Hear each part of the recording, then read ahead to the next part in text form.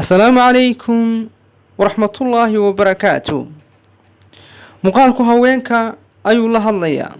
صدحثا أب نورمال ما كدرينتي قابان عادي هين وصيدي هورسي أنا هين ما كدرينتي هاتي هويني حاصلة عادة ما كاخل خشي وعادة مويدي حلقي سحلا هين أما ضم كاقا دعضي أما مويدي ama markaas makaa khalkhasho hore ma u soo dhacday ama ma iskaba kaa taagi weyday caadadu makaa khalkhashay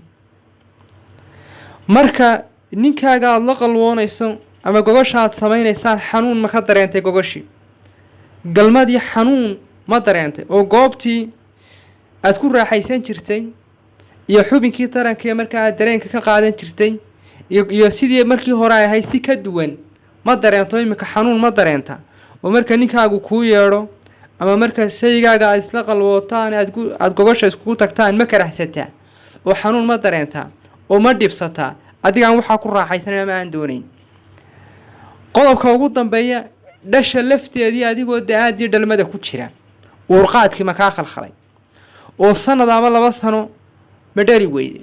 idinko marka xaajkaagii wada jooga ama uurba ma qaadi weyday adigoo wali qof xilligii daadii lagu dhalay ku jira oo markaas aan caado goys ahayn saddexdaas ma ka khalkhaleen xanuunkan baa iska baaraysa xanuunkan waxa la yiraahdaa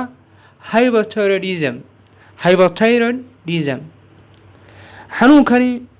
waxa weeyaan qanjirka thyroidka la yiraahdo ayaa waxa uu soo daynayaa hormoonka thyroidku aad u yar marka dawo ayuu leeyahay haddii aad iska dawayso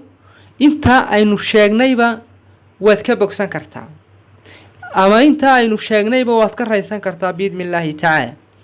laakiin haddii aanad xanuunkan uu yahay undiagnosed uu yahay untreated waa markaa dhibtiisu yacni marka aanad baadhin xanuunkii aan la iska baadhin iyo marka aan la daweyn ayay dhibaatadiisu ay tahay oo uu ku dhibaya haddaba xanuunkani saddexdaaba wuu saameeyaa caadadaadana wuu saameynayaa oo markaa wuu kaa khalkhalinayaa caadadii dhalmadaadii iyo uurqaadkaagiina wuu saameynayaa oo waxaa la arkaa inaad uurqaadi weydo sidoo kale waxa uu saameynayaa dareenkaagii gaar ahaan weliba xilliga aad galmo samaynaysaan xanuun baa dareemi doontaa saddexdaasba saameyn weyn buu ku yeelanayaa xanuunkani haddaba si arrintan aad uga salgaadho ama arrintan aynu helno xalka dambaysa waxa loo baahan yahay inaynu treatment fiican helno treatment wacan oo ku haboon xillimaynu helaynaa waxaynu helaynaa markaynu baadhis ku haboon xanuunka aynu helno marka calaamadaha saddexda hadda isku aragtay xanuunkan iska baadh goobaha caafimaadka. Wassalaamu calaykum waraxmatullaahi wabarakaatuh.